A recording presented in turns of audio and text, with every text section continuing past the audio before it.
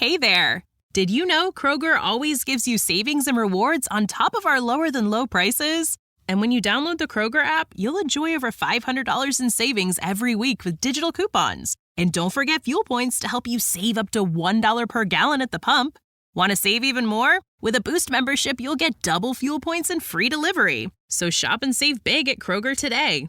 Kroger, fresh for everyone. Savings may vary by state. Restrictions apply. See site for details.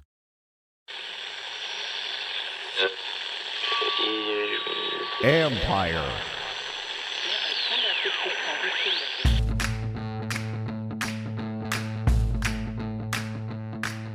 Hello and welcome to my podcast. Do me a favor, subscribe to the John Keim Report wherever you get your podcast. You're watching on YouTube, hit that like button, hit that subscribe button.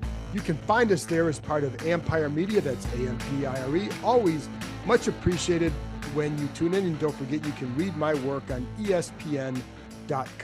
All the coaching news you want to know for not just Washington, but around the NFL can be found on ESPN.com. Also, a couple programming notes. I'm going to have Mike Jones on from The Athletic on Friday to talk about the openings around the league. How does Washington compare from his perspective to the other jobs that are open, both from a front office standpoint, but also as much from a coaching standpoint? Going to kind of go over these teams to see how does Washington stack up, because I got to be honest, folks, I keep hearing from people that I talk to who have people involved in this search process or, maybe have a stake in it, that they feel like this is the best one. And so anyways, but I want to get Mike's perspective, because maybe there's something that we're not seeing that I'm not seeing, or maybe I'm looking at a couple things incorrectly, but I think this is a really good opening. And I think we're going to see that based on who Washington ends up hiring.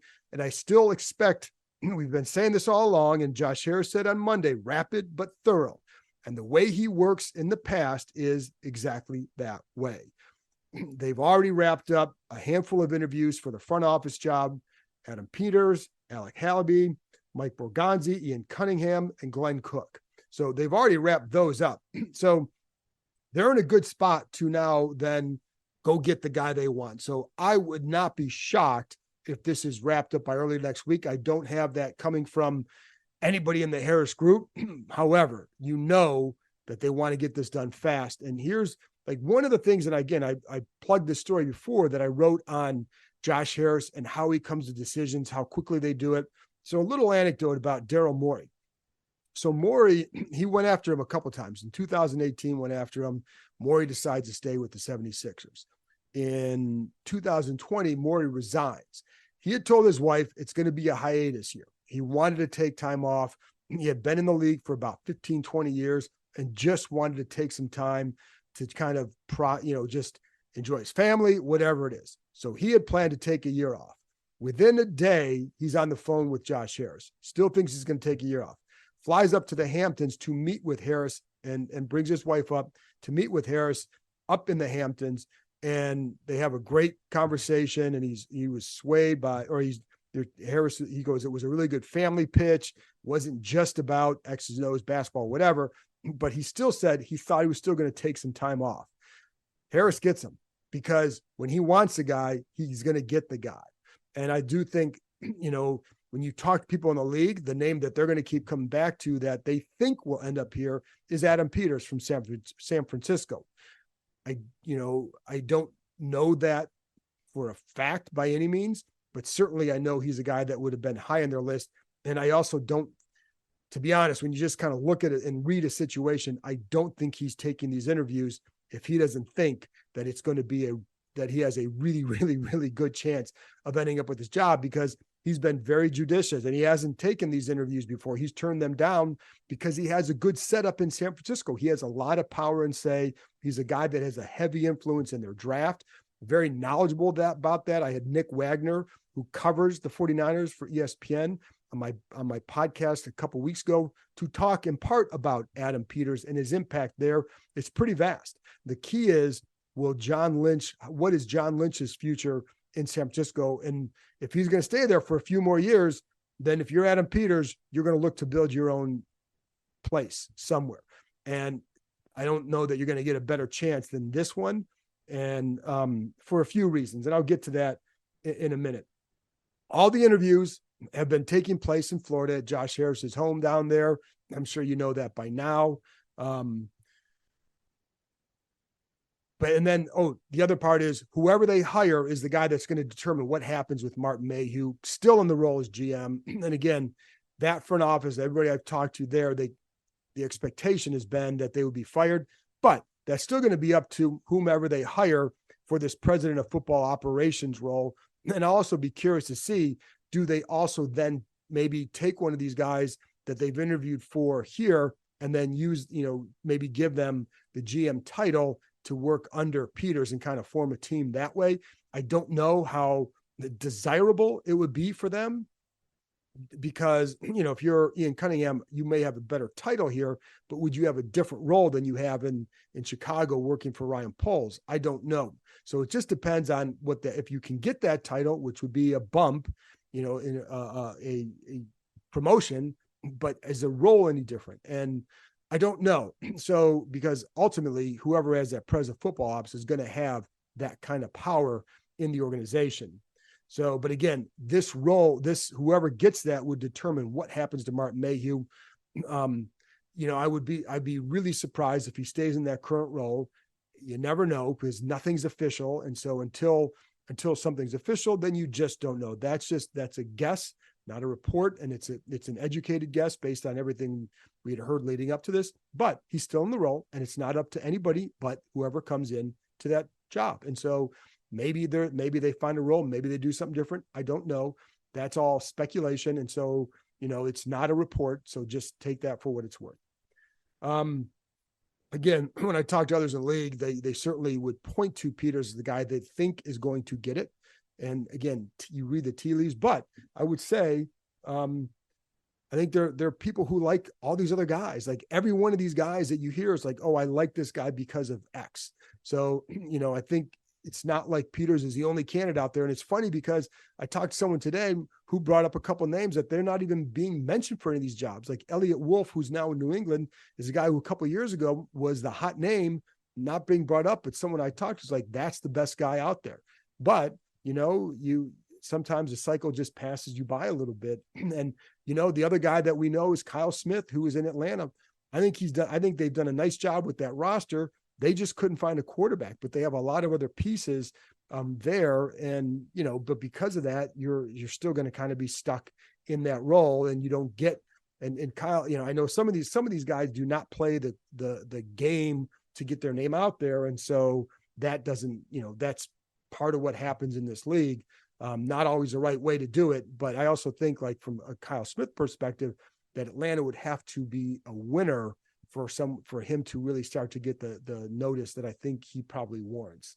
When I talk to people, almost everybody will say when they look at a job, the number one thing they look at is ownership. That's why when everybody kind of focuses on other aspects, oh, the Chargers have Justin Herbert, or they have this, it starts with ownership, because if you don't have the ownership, then you're not going to make it right. And with that, now there is someone I did talk to who did bring up quarterback. Now this was a coach, an offensive minded coach, and that was his first thing, was like, you got to have the quarterback, because if you don't have that, you can't win. But to build a winning team, you've got to have good ownership in place. And we still don't know what kind of ownership Harris will have here, or how effective this group will be. But, it's a far cry from what happened here in the past. And that's why they have a chance. And I'm telling you, like, I talk to a lot of people who feel like this is the primo job that's open, even with the Seattle and, especially Tennessee. I don't think that's necessarily an attractive place because of the just different market, et cetera. But even with Seattle opening, one guy texted me tonight, was like, I asked him, he ranked his jobs and it was Washington and then Seattle. So, so just keep that in mind, but I'm going to talk to Mike about that on Friday as well. DraftKings Sportsbook, an official sports betting partner of the NFL playoffs, is bringing you an offer that'll help make the playoffs electrifying. New customers can bet $5 on any game and get $200 instantly in bonus bets. Download the DraftKings Sportsbook app now and use code KEIM, K-E-I-M. New customers can bet just $5 to get $200 instantly in bonus bets only on DraftKings Sportsbook with code KEIM. The crown is yours. Gambling problem? Call 1-800-GAMBLER or visit www.1800gambler.net. In New York, call 877-8-HOPE-NY or text HOPE-NY. In Connecticut, help is available. For problem gambling, call 888-789-7777 or visit ccpg.org. Please play responsibly. On behalf of Boot Hill Casino and Resort, 21 plus age varies by jurisdiction. Void in Ontario. Bonus bets expire 168 hours after issuance. See dkng.com/football for eligibility and deposit restrictions, terms, and responsible gaming resources. I think a big thing with ownership is, and this is what what they're looking for if you're a coach, your front office, is that the willingness by the owner to invest resources, not just player acquisition, but in terms of, things in the facility, the resources they devote to that. And I think they'll be pretty good with that.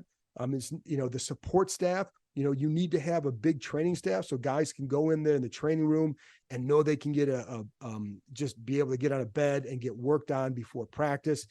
Little things like that go a long way. And just toward the maintenance and care of your players, that's a big deal. And I also think it's about changing, I know that word culture in the building, but it's also changing it from the standpoint of, and I think it's what the football side and the building side can be different, but it's also getting people in there who are upbeat and enthusiastic about going to work every day. And I think that was certainly on the previous regime, you get beaten down. And I think there's probably still some PTSD because of that. So we'll see. Speaking of the business side, and I know a lot of people ask about Jason Wright, I have not expected anything to go on there with him at this point. There's no rush to do anything because he's strictly going to be on the business side. He's not going to have any impact on the football side. I think that was made pretty clear to me, but also I think to him. And so his job is on the business side. And so he's not involved in any of these football decisions. So I wouldn't sit there and worry about what he's going to do because I think right now, again, they're taking care of the football side. And that's why I bring it up from the standpoint of, I'm not demeaning with him, but just to say he doesn't have any role in what's going in now. And what his focus is now is selling tickets, selling suites, the business side, the sponsorships, all that stuff that can make a lot of money for the franchise. And I think that's an important role, but it's one that they don't feel like they have to go and address now. So I think I've told you before, I believe his contract is up at some point this year. And so they don't have to make a decision on him at this point. And I think it could well be that like, hey, this is your role, and then see how he handles it and see if he likes that role and wants to stick around. I don't know. But my point in that is there's nothing that's going on now. They don't have to do all that stuff right now. And I think they still want to see what goes on there. Anyway, but again, the priority right now is finding the president of football operations. And again, Jason Wright would be business side only. Anyways, back to what teams look for. So you start with the ownership, and then you're looking at, you can look at things like cap space, draft picks. So in both those areas, Washington has the most cap space available this offseason in the NFL. And then they have the second overall pick, as you know. They have 5 picks in the top 100, as you know. So that also is very attractive. So they can go out. It's a draft where, whether or not the quarterbacks hit, they have a chance to get a guy that they feel like they could build around. And that has to be attractive. Now you just have to make it work. It can be very tough to make it work with quarterbacks, as we know, but that's, they get a chance to get a guy in here to that they can go get. And then you look at like what's happened in Chicago with the Bears clearly keeping Matt Eberflus, but changing their staff. What does that mean for, first of all, it takes away one less opening for a head coaching job, but what does that mean for the draft? Does this mean that they're going to stick with Justin Fields? Are they going to go after Caleb Williams? Don't know yet, because I don't know that they fully know. They might know now what they want to do with Justin Fields, but I know like even a couple weeks ago, they genuinely weren't sure which direction they were going to go. So that could impact what happens with Washington, of course, depending on what they decide. And then if they decide not to go with a Caleb Williams, then that number 1 pick is up for grabs. And if you're Washington, how much would you, if you wanted Caleb Williams? And I don't know that they do and here's the other thing, nobody knows because we don't know who's in charge. And one thing I know, and it's funny because I see things like, Josh Harris would want Caleb Williams because he's from the area. You got the wrong owner, folks. That dude sold the team. I don't think Josh Harris is going to say, hey, Caleb Williams is from the area, so we've got to get him at all costs. That's not how he operates. Yes, he'll go be aggressive going for a guy if the football people tell him that this is the guy to get, but he's not going to go and usurp authority, use his authority as the owner to top what the football people might tell him. If they tell him like, we don't want this guy because of this, I don't think Josh Harris is going to say tough noogies. Here we go. Again, that dude sold the team. So I think you can, if they go out and trade up for Caleb Williams, it's because whomever's in charge, they have recommended that this is the way they need to go. This is not about selling tickets. So, I think we can stop that kind of chatter because they've been selling tickets and they need to sell more to their own people, to their own fans. But you do that by winning too. I don't think, if you just go out and think Caleb Williams is the answer like that, yeah, people will get excited, but you still got to keep them around by winning. So you're going to get the best guy based on your football recommendations. But in looking at some of the other jobs that open, Seattle, the roster, it's an okay roster. I mean, they have good parts, but is Geno Smith the long-term answer there? What's their ownership situation like? John Schneider, excellent in the front office. So I think there's some questions there, but I think I would probably put that as one of maybe right after this job as a top job. The Chargers, it still comes down to, do you trust the ownership there to make the right decisions? You're also playing in a market that is you're the number 2 team in town in a market that I don't know how much they like the number 1 team, and that you're the number 2 team. Such a silly move for them to go to LA. It just, in terms of franchise recognition. And so does that matter to a coach? I don't know. But if it does, if you look at the 2 and say, well, yeah, you got Justin Herbert, how good do you think he is? Do you think he's a guy you can win with?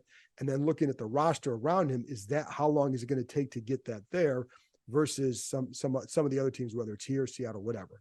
Atlanta, I'm not sure I trust the owner at this point. Not a bad owner, but I don't know that he's, I don't know that he's that, how patient would he be if you're, let's say, a Ben Johnson, you're kind of looking at it. Is that the place you want to go? I don't know. Like, what's your solution to get the quarterback? I know they're picking top 10. And so we'll see there. Tennessee, no. So there you go. And again, going back to the leadership position with Peters, I mean, he interviewed on Wednesday, still would be the perception that he would, be I wouldn't say leader in the clubhouse, because that sounds like some sort of, that sounds more than what I know. I just know this is an expectation of people around the league that I've talked to, but that's just like, it makes sense. Or this, again, because I think he's interviewing, it certainly is like, oh, okay, that's interesting that he wanted to interview. He does have a relationship with Bob Myers as well. So we'll see what happens there. I did, there's someone else I talked to a couple of people I talked to really like Ian Cunningham and, feel like he's a really sharp guy, just likes to go out on the road, has made some good finds in personnel, comes from two good organizations in the Ravens, the Eagles, has had more power in Chicago. And, it's funny because I know some people are like, why, he's from Chicago, he's there. Well, he was with the Eagles and the Ravens too. So that matters a lot. And if you cut off, like, it's funny because people say, well, that team stinks. Why would you take some from there? Well, if the Rams had taken that approach a few years ago, they wouldn't have ended up with Sean McVay. So, you can't just go based on that. There are good people in mediocre organizations, which the Bears have been, or kind of bad, but he's only been there 2 years, but he comes from a good organizations, just like Hallaby does. Hallaby, the one thing I wonder about with him, his background is very similar to Eugene Shen. So how would that mesh? Is he ready for that kind of a bigger role maybe? But there's some similarities to what they have done in the past. So would you want to do that, or is he ready for a higher role? I don't know. I know people who like him, who have worked for him. So we'll see. And we'll get more in depth as to when we know maybe who, the guy is, right? But the other thing too, I think that is some people, when I talk to, are looking forward to, is to having one voice in that room. Because I've talked to agents over the years that they never know, who do you talk to here? Are you talking to Martin Mayhew, Marty Herney? Is it Ron Rivera? I think, again, I've said before, I think if Rivera had it to do over again, he would not have taken that coach-centric approach. I don't think it necessarily fit how he wanted to do things. I think he's better as a guy like be your CEO football coach, but have people above you who can make certain decisions and help you out. But if you're the guy in charge and you got to make the decisions, I think it's a difficult hat to sometimes wear for everybody. It's just too much. And so I think it led to some confusion for people. Who do you talk to in this situation? And these guys might say, well, it wasn't that complicated, but to people on the outside, I think it was. So I think that's something that people are looking forward to having is if you get a Peters or an Ian Cunningham or Glenn Cook, whomever it is, you get them in there at that president of football ops, there you're going to go. And then you're going to have the GM. So it may, or a clear line of power. And I think that's going to help get this organization to have some level of symmetry that it hasn't had in a long time. And it's not there. I would say this, like, even when Kyle Smith was here, I felt like they had it. And I felt like, it was hard to always understand what happened with him. Here, I do think that some of that, I think it kind of turned for him after some of those reports came out. And I think Snyder just wanted to remove all vestiges of the Bruce Allen hiring, which was a shame because Kyle Smith was really good. But I think there was a synchronicity with that. And I don't know that it was, I just think it was more so sometimes for outsiders, some confusion about who was running it and who they needed to talk to get something done. So that's where we're at right now. And now the coaching interviews, you're probably going to hear, we'll hear once they get through this, you're going to start to hear more names, and we're going to know more moves, whether again, they make a move with GM, or do they reassign? Maybe they do some different titles. I don't know. But then we'll get into the coaching candidates. And that's when you're going to hear some more names other than guys that we've already heard: Ben Johnson, Dan Quinn, Raheem Morris, Aaron Glenn, Anthony Weaver. So, those are some of the names. And I think I may have left one off, and I just, off the top of my head, I can't remember. So if I did, I apologize. But those are the names that you hear that right now would be in the mix. Would there be some more? Because Bobby Sloak was the one. And then you can look at, is there a guy like a Frank Smith in Miami? There's a lot that I like about him. What about Dave Canales in Tampa Bay? Would he be up for maybe more of a job in Seattle? I don't know. So I think there's other, Evero, the defensive coordinator in Carolina, is an interesting guy. Has he done enough with the defense there? I think he did a really good job there this year with that D, considering how bad the team was. But is he that kind of a candidate? I don't know. I think some of these guys would be very wise to hire as a defensive coordinator, whether it's a Patrick Graham, Evero, someone like that. So we'll see where it goes. Wink Martindale's free too. We know that what he can do as a D coordinator. And I think you look at the Giants D, and there wasn't always a ton of talent there. And yet he always made things difficult for this team in particular. So listen, the fact that Wink Martindale's out of the NFC East might help this team win another game or two in next year. So anyway, that's it for me, folks. I appreciate you tuning in. And that's the latest that I have here. It's one thing I give this group credit for, is they really are kind of keeping things quiet. And I think that's a good way for them to go. Doesn't always help me. You find, you spend a lot of time on the phone, texting, talking, whatever, trying to find out morsels of information. And, I think we'll start coming together soon with some of this stuff, but they're handling it in a way that's been pretty good and productive for them so far.